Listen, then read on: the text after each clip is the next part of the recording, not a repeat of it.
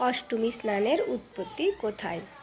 অষ্টমী স্নানের উৎপত্তি শাস্ত্রমতে অষ্টমী স্নানের কাহিনী প্রাচীন পুরাণে উল্লেখ আছে।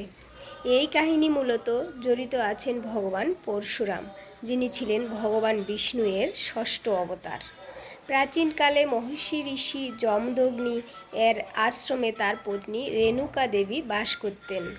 একদিন একটি ঘটনার কারণে ঋষি যমদগ্নি তার পুত্রদের কঠিন আদেশ দেন, তারা যেন তাদের মাকে বধ করে।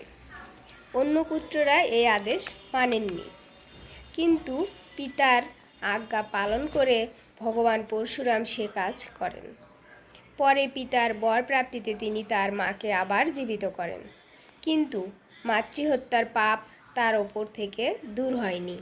তার হাতে থাকা পরশু মানে কুঠার হাতের সঙ্গে লেগে থাকে। পাপ মোচনের জন্য তিনি বহু তীর্থে চান করেন। শেষে তিনি ব্রহ্মপুত্র নদীর তীরে এসে পৌঁছান, বর্তমানে লাঙ্গলবন্দ। সেখানে তিনি চৈত্র মাসের শুক্ল অষ্টমী তিথিতে পবিত্র স্নান করেন। তখনই তার হাত থেকে কুঠারটি খুলে পড়ে এবং তিনি পাপ মুক্ত হন।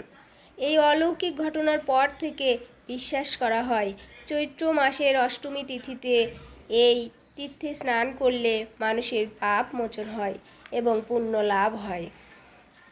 এই কারণেই প্রতি বছর হাজার হাজার ভক্ত লাঙ্গলবন্দে এসে মহা অষ্টমী স্নান পালন করেন।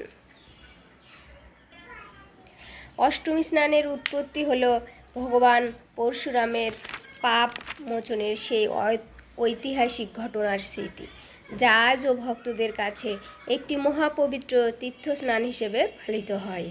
হরে কৃষ্ণ, রাধে রাধে।